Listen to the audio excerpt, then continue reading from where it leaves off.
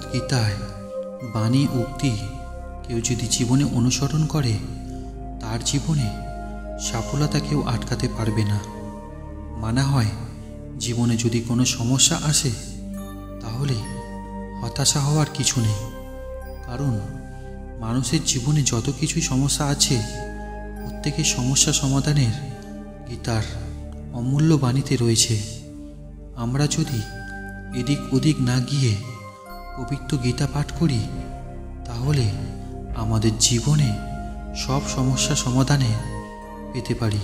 মানুষের জীবনে কাম, ক্রোধ আর লোভ এই তিনটি জিনিস পাঁকের মতো যা সাফল্যর পথে বাঁধা হয়ে দাঁড়ায়।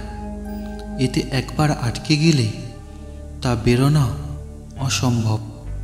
খেয়াল করবেন যাতে এই তিনটি বিষয় আপনার উপরে চেপে বসতে না পারে।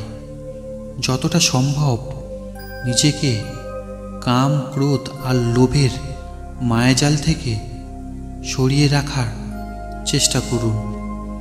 দেহ মানুষের মন থেকে ঘুম কেড়ে নেয়।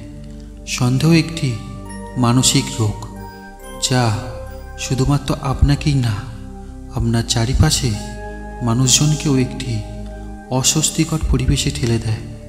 অহেতুক সন্দেহ মানুষের সম্পর্ক ভেদাভেদ সৃষ্টি করে। গীতায় বলা আছে, যে ব্যক্তি সন্দেহপ্রবণ হয় সে ইহালোক কিংবা পরলোক কোথাও গিয়ে শান্তি পায় না। সন্দেহ শুধুমাত্র অশান্তি ডেকে নিয়ে আসে। মনকে লাগাম ছাড়া করে ফেলবেন না। মনের কথা শোনা উচিত, কিন্তু তার মানে এটা নয় যে মন যা চাইবে তাই করবেন। যার নিজের মনের উপর নিয়ন্ত্রণ নেই তার মানে তার জন্য সবচেয়ে বড় শত্রু হলো আপনার মন। যদি আপনার মন যদি নিয়ন্ত্রণের বাইরে চলে যায় তাহলে তার থেকে বড় শত্রু আর কেউ হতে পারে না। চেষ্টা করুন যাতে আপনি আপনার মনকে নিয়ন্ত্রণ করতে পারেন। এর উল্টোটা হলে আপনারই বিপদ।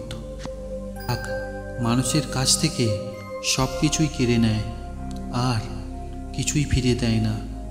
তাই সব সময় মনে রাখবেন, রাগের থেকে ভ্রমের সৃষ্টি হয় আর ভ্রম থেকে মনের ভয় সৃষ্টি হয়। আর যখন মনের ভয় সৃষ্টি হবে তখন সুবুদ্ধির বিনাশ ঘটবে এবং ভালো মন্দ বা ঠিক বা ভুল তা জ্ঞান হারিয়ে যায়। আর এই থেকে মানুষের পতন ঘটতে শুরু করে।